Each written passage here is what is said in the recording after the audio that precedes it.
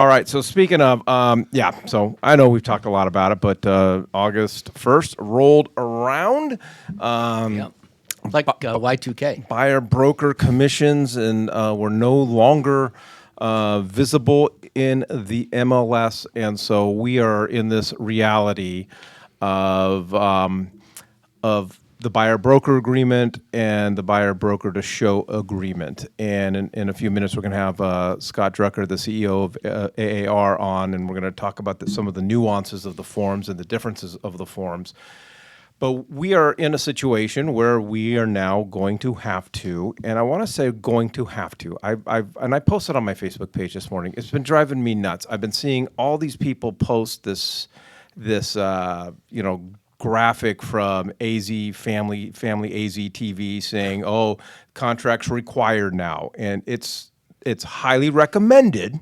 Okay, and your agent's probably going to ask you to sign it, but technically the required date, the effective date where a buyer must sign a buyer broker agreement or a buyer broker to show agreement in order to tour a house with a real estate agent is August 17th, not August 1st.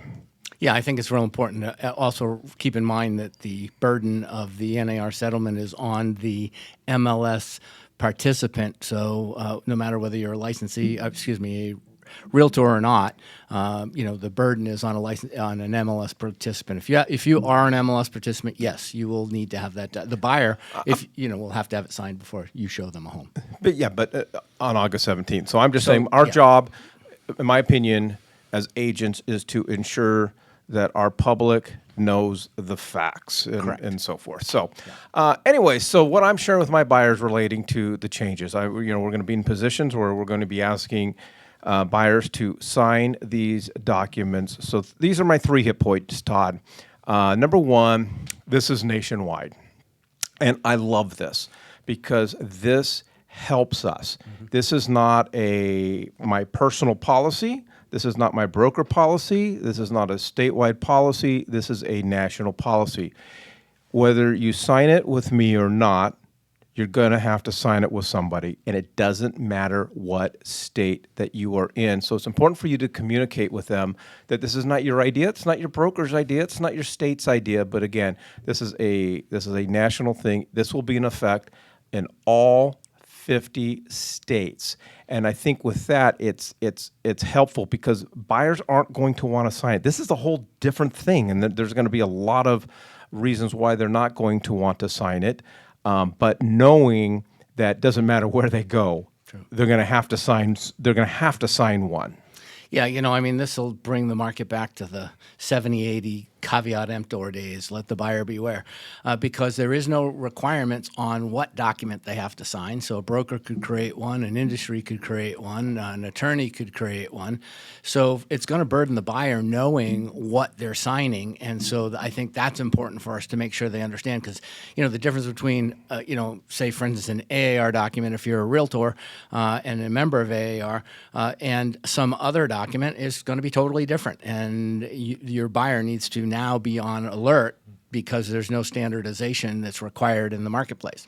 So that would be my first thing. And then secondly, you're right to the point of we're not burdening you. The industry didn't necessarily burden you. Realistically, the lawsuit did, and all of that jurisprudence that went along with that and the DOJ's nose in it. So, this is the exact people that are supposed to be trying to protect the consumer have put the buyer in this particular scenario. So. Yeah, and we do have Scott Drucker in. So, Scott, I'm just going to let you chime in at any time. Because nothing Nick's going to say right now is going to compare to anything that you're going to say. Those are hard facts. But I'm just saying there's people out there going, okay, well, if you're going to make me sign this, I'm going to go somewhere else, or I'm going to go somewhere else, and you can't. And look, I understand that it may be a slight inconvenience, but the reality is, these forms are for the consumer's benefit, right? Buyer representation is important, but it's just important that buyers understand the terms of that representation. So having a written document for the buyer's benefit that says, okay, here's what my realtor is going to do. Here's how they get paid. Here's how much they get paid. All of that is positive. This is pro-consumer. So I think taking the time to explain that to your client, may ease that perceived inconvenience. Yeah, and these aren't new documents. These have been out for They've been updated recently. Correct. But for the buyer-broker exclusive employment agreement, that document's been out since the late 90s, early 2000s. Nick? I agree with what Scott said. Yeah. All right, Nailed it, perfect. Scott. Good job. All right, so Thank you. So number two, I think it's an imperative. The temptation, I think, for buyers is to say, well, I don't want to find myself in a position where I'm going to have to come to the table with an additional 2.5%, 3%. One, I don't want to. Two, I can't afford it.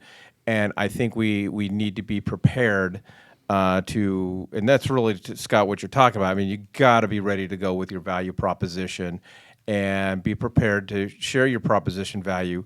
And for me, it's helping buyers understand the ramifications of going it alone. Every client that's worked with me knows that they probably couldn't do it without me, and there'd be a lot of pitfalls. Because I probably over communicate. I mean, I keep my clients up to date. They know the different problems that we have and the obstacles that we face because I want them to understand truly what we do. And I don't want to get into the weeds on it, and I'll let you guys comment on it, but we did about 2 months ago put together this 27 questions for unrepresented buyers. I put my email address up there. I will send it to you for free.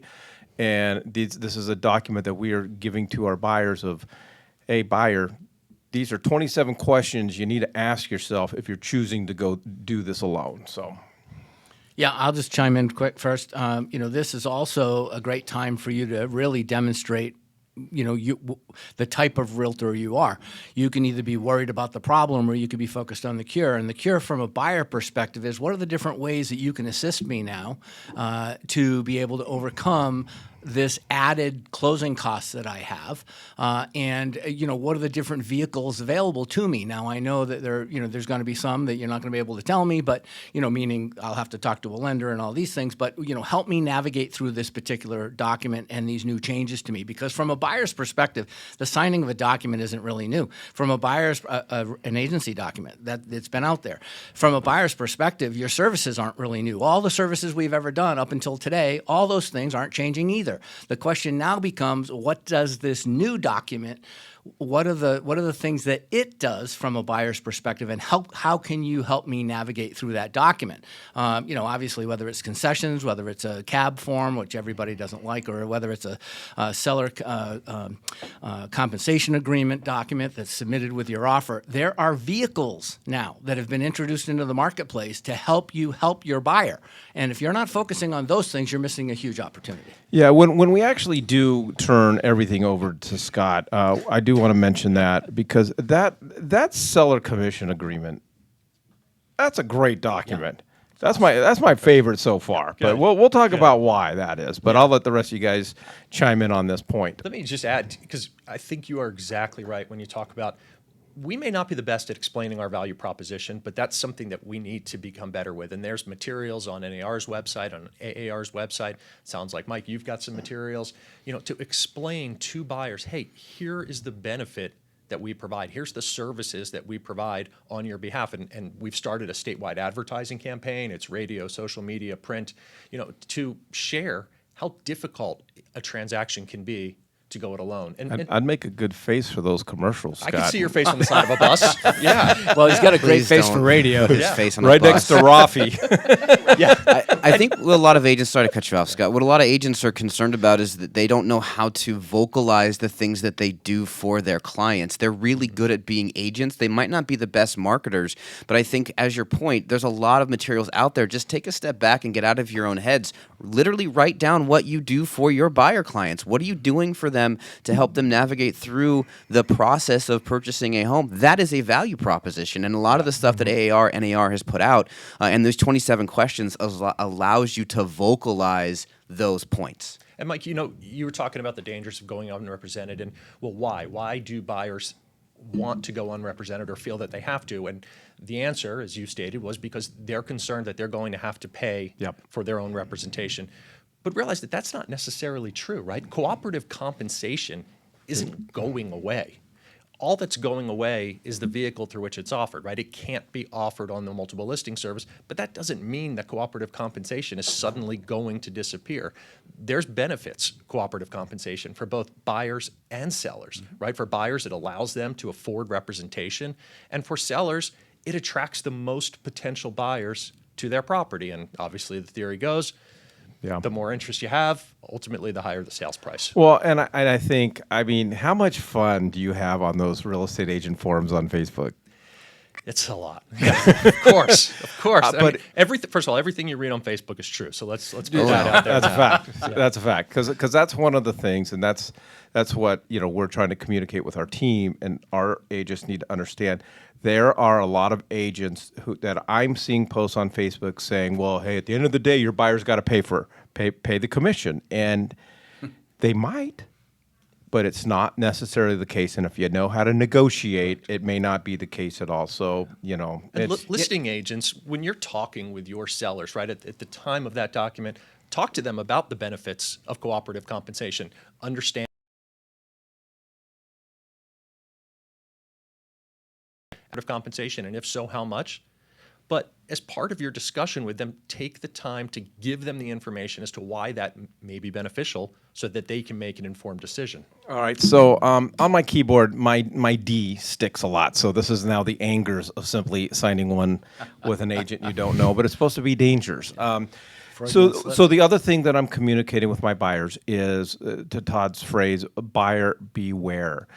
As of August 17th, if you want to go see a home with a realtor, you're going to have to sign one of these agreements. You may not understand what's in the agreement, and you may not understand the ramifications if you just driving down the road and you meet an agent on Zillow and you call a sign call, and that listing agent can let you in without signing one of these documents. But the moment you want to go up the street to see one, you're going to probably have to sign one of these documents. And what they don't understand is the moment that you sign it, you could be married to that agent for a long period of time. You may not know them very well. You may not even like them. You might forfeit your right to be able to work with the agent that you've worked with for the last 5 to 10 years.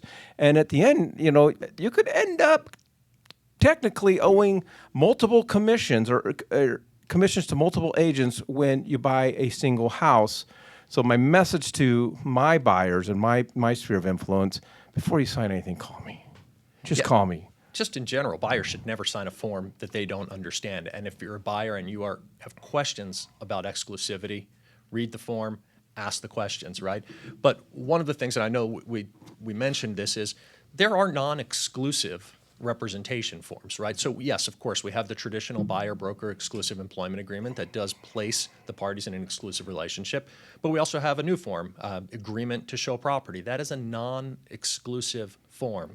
A buyer could sign 100 of those agreements with 100 different agents. The only agent that gets paid, though, is the one that submits an offer that's accepted. So if you've got buyers that say, look, I'm not comfortable signing an exclusive representation agreement, that's fine. That's no problem. There's other agreements out there that will allow you to show them the property without entering into a exclusive representation agreement. But you, as a realtor, have to make a decision as to what level of protection do you want in the transaction, right? How much time and effort do you want to spend with this person without some sort of guarantee that you will be compensated if they purchase a home? So that's a decision that every individual realtor needs to make for themselves.